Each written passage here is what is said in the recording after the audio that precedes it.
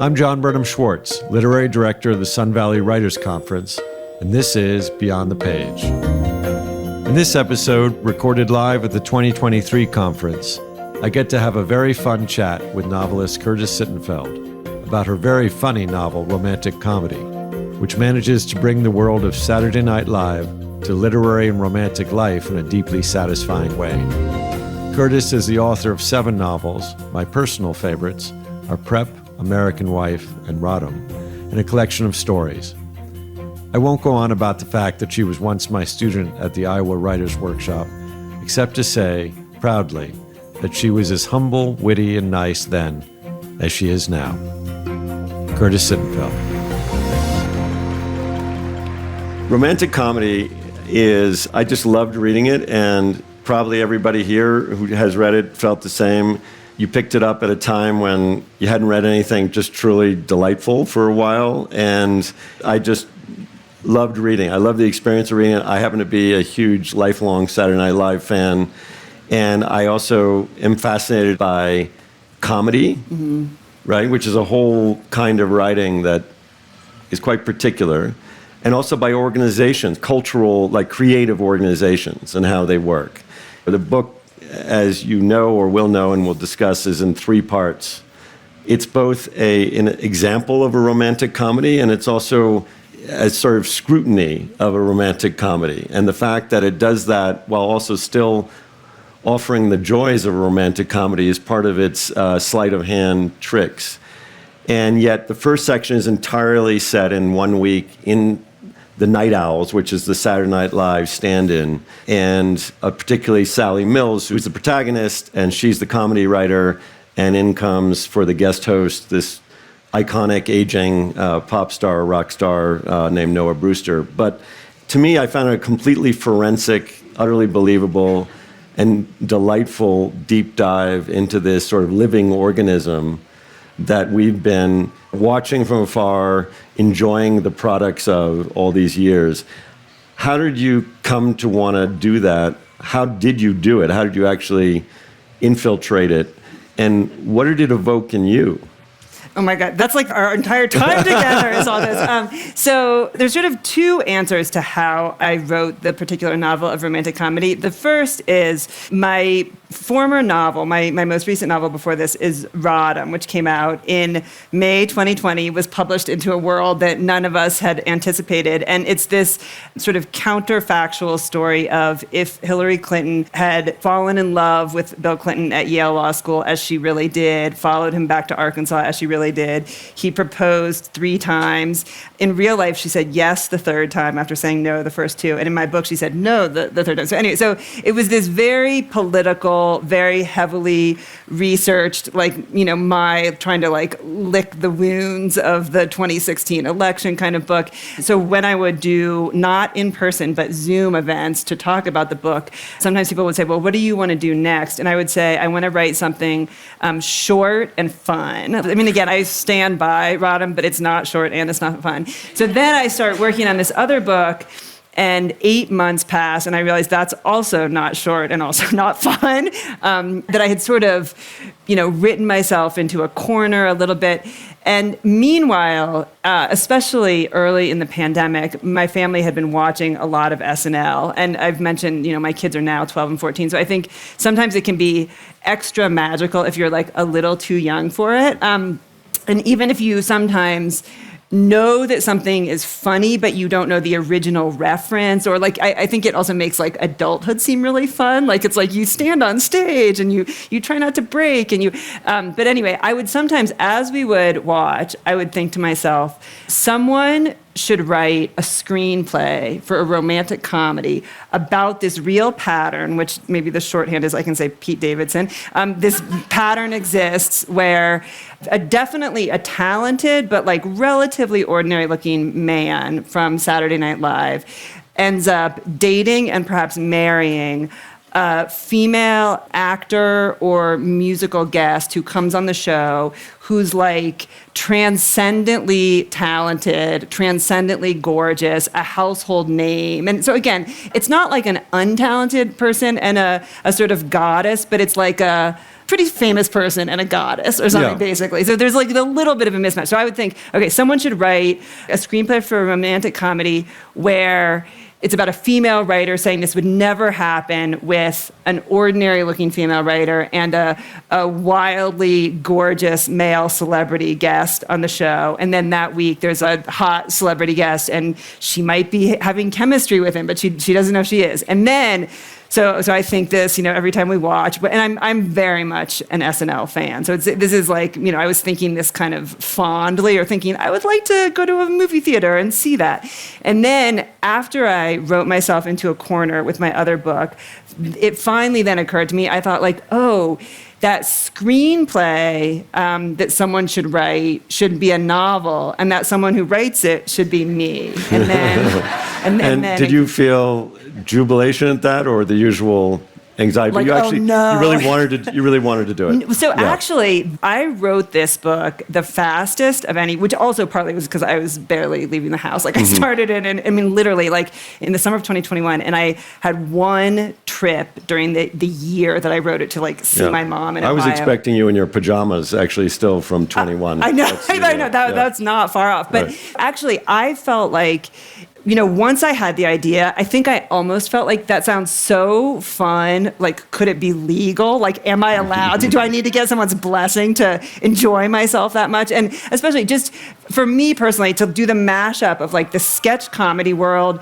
and two people like flirting and bantering and falling in love. It's like if there was ever a recipe for enjoying myself while writing, it was this. And I mean, I'm sure like it's such a weird thing that we almost create the alternate reality that we live in while working. And the older I get, the more I realize, like life is fleeting, and like I should really make a good choice about that. And I mean, I don't think all my books will be so lighthearted, but I felt like this one always welcomed me in and was like a pleasure. Sometimes people will say like, you should write the book that you want to read.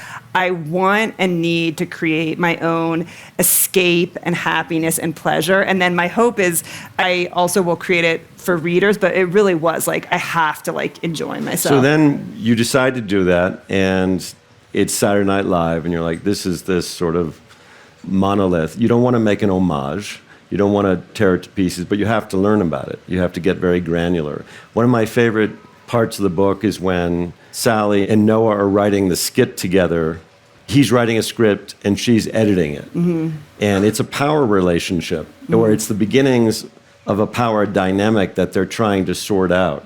They're not romantically linked. It's the very beginning of something. It's like their first real time together. How did you, first of all, find out how that process actually works at a place like SNL?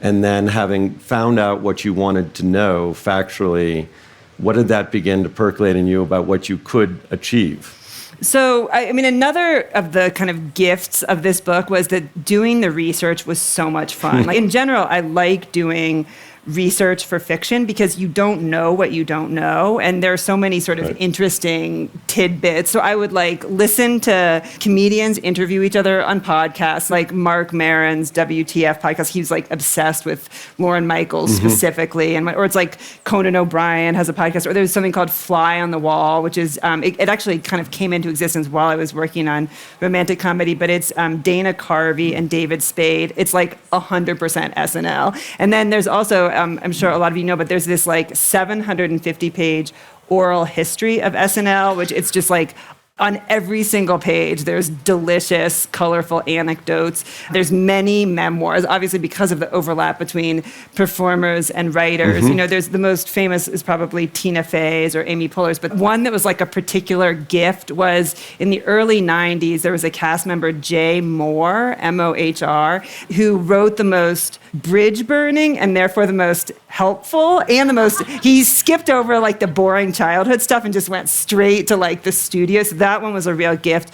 Colin Jost, who's married to Scarlett Johansson, who is currently still on the show and has been for like 15 years, he wrote this really delightful, informative memoir. So in the book, Sally says, she mentions that she and the Night Owls were both born in 1981. And in real life, SNL and I were both born in 1975. So there is just an abundance of information about it. So I live in Minneapolis. And I think in a weird way, being far from this world, and this has, I think, also been the case with whether it's like writing about first ladies or other celebrities. Like, I'm not afraid that Lorne Michaels is not going to green light my sitcom idea, or like I'm not afraid that I'm not going to be invited to some party in DC, because like that's never going to happen. It's like I just like am wandering around in the snow in Minnesota by myself all the time. So it's like, one, there's a huge amount of information out there to do research on. Like I almost never in books, even when they have a relationship with real life, they don't have like bombshells or they don't have inside gossip, even though I want you to feel like they have inside gossip, but they actually literally don't. So it's like I can make use of that, and then I also am not really afraid to use what I find, I guess. You feel free to do what you want. Living in Minnesota is very liberating. I highly recommend it. I mean, I know everybody here is going to have a lot of questions, so I don't want to hog the stage from you. There was a question over here. And Thomas also has a all right, question. we'll come back to you, Thomas, in a sec. One of the joys of SNL, I think, is how variable the sketches are. Like, some are great and some are terrible. Yeah. So I'm wondering, as you wrote the book, did you try to make different fake sketches or different fake premises of sketches, like different levels of actually funny? And if so, how did you go about doing that? That's a great question. I feel like in some ways, like either the really flattering or insulting way could be like the sketches in your book that aren't funny. Like that's on purpose, right? Like that's to be realistic. That's very optimistic. I felt like the question of humor and romantic comedy is a really interesting question to me, because I think that I have a great sense of humor, which I actually don't think is the same as being hilarious. Like, it's kind of finding life funny. Like, I almost think if you're not expecting hilarity, you might be like, oh, that was funny. But if this was billed as like the future of comedy, I think people would be like, that wasn't that funny, actually.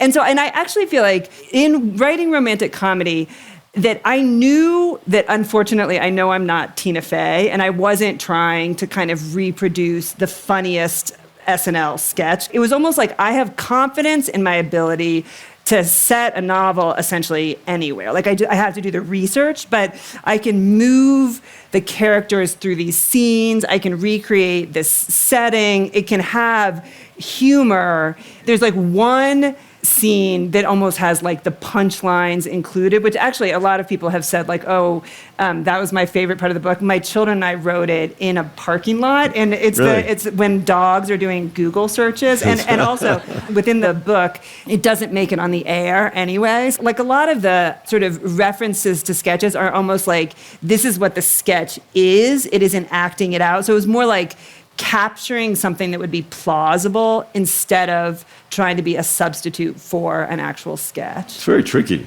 I mean, because they are funny. And I remember when Dogs Googling got canned by SNL, I was really disappointed. I was like, that was one of my favorites. But, you know, again, it's sort of the architecture of funny, but then it also has to do something. Yeah. It can't just be a device. Yeah. It has to do something in the novel as well. Question right there. I loved romantic comedy. And I was just wondering if there was ever moments with that book and with your previous books of like imposter syndrome, or like, oh, I didn't write on SNL, and how do I, and you've touched on it a little bit when you say like, I believe I can set a novel anywhere. But did you ever have those fears? And if so, how do you get over them? Like even with writing about Hillary Clinton and Laura Bush, like these women who are still alive and could read the book, like how do you get over the fear of like getting it right? Yeah. Or do you not have that fear? No, I do have that fear. So there's a couple of answers. And this actually goes back to the question of, did I go to SNL? So I did a ton of research that's all publicly available. Like you all can, and for your own pleasure, should read all the books that I read. And then I actually, through my literary agent, I was saying, can you help me get a ticket to go to see? And of course, I would have loved like a backstage pass, but I was like, I just want to get in the building. And at first, it wasn't happening. And I have like a wonderful agent at a very big agency. So I think think I had underestimated the difficulty. And then one time I was with one of my kids in Target, like in Minneapolis, and my agent texted me and said, you can come this Saturday and go to a dress rehearsal, which is right before the live show. And I was kind of like, oh, like this is too hasty for me. And then I just thought, if I don't go, I'm never going to make it inside there. So I did go, and it actually was very reassuring because there weren't any surprises. There were like some teeny minor surprises, but there weren't like big revelations. But the two things, one, I do a lot of research. Well, there may be three things. Two, I think that I am a very harsh judge of my own writing. And so I do sort of perform my own quality control. And if you're in a room by yourself in Minneapolis and you're writing, like you might as well sort of take chances or try things, and then if it's terrible, no one knows. Like you just recycle that paper. And I give myself many chances to revise. Like if you said to me, like I'll give you a contract to write a book set at SNL, and you cannot revise it at all. Like you get one chance. Like I would never agree to that. But it's kind of like that fiction gives you that thing that you never get in real life, which is like unlimited do-overs. Like, I mean, wouldn't that be so great for Thanksgivings and like relationships? And but yeah, you only have it in fiction. And sometimes doing research for fiction is kind of a Hippocratic experience. Like, first do no harm. First, don't get it wrong. Yeah. So that the reader is not kicked out of the world that you're making. Yeah. And so when you find that you've basically gotten it right, it's very, it just puts the solid ground under your feet. Right? We've got time for one more question over there in the white. Both of you have spent your lives writing books and creating wonderful things for all of us to enjoy. I'm so curious if there's an aha moment when it's like, oh, I know I'm supposed to be a writer. And I'm asking that because people say to me all the time, I'm verbose. Yeah. And they say, oh my gosh, you should write a book. And I'm like, what makes you think that? I mean, when do you know that you should be writing a book? Do you want to answer that? You go first. So actually, from a very young age, I loved to read and I loved to write. And you could, based on like the last hour, you might think I'm a super talkative person. I think I probably talk less than the average person, but I have a ton of words and opinions inside me. If we tap into the right subject, sometimes I'll think like, oh, like I've just spoken too much and I need to take a nap or something. I think it's actually the impulse to write is what makes you a writer. Like you write and then you find your topic instead of you find your topic and you write about it. Although, of course, different people's journeys are very different, including perhaps yours. I would just say that I think writing and being a writer are two different things, related but not the same. And I mean, when I was a kid, I thought about writing a lot, and then I remember taking Seamus Heaney's poetry class in college and falling back in love with language. And then I got published very early, but it wasn't a trajectory that I saw for myself. And then I spent quite a number of years before my second novel recovering from the success of the first novel and becoming a writer. And in retrospect, I only know that I became a writer because I kept doing it, because I needed to do it. It's like a lot of things. It's not a moment, but it's a lot of things that are about writing. But at a certain point, you understand you are something because that's what you do. So that's it. Many of you probably have questions for Thank you, Curtis. John. Thanks. Thanks for listening to Beyond the Page. If you enjoyed this episode and you'd like to help support the podcast, please share it with others, post about it on social media, or leave a rating or review. A good one, we hope. To catch all the latest from the Sun Valley Writers Conference, be sure to subscribe wherever you listen to podcasts. And if you'd like to listen to this conversation in its entirety, or to any of our other talks, you can find them at svwc.com. I'm John Burnham Schwartz. Until next time.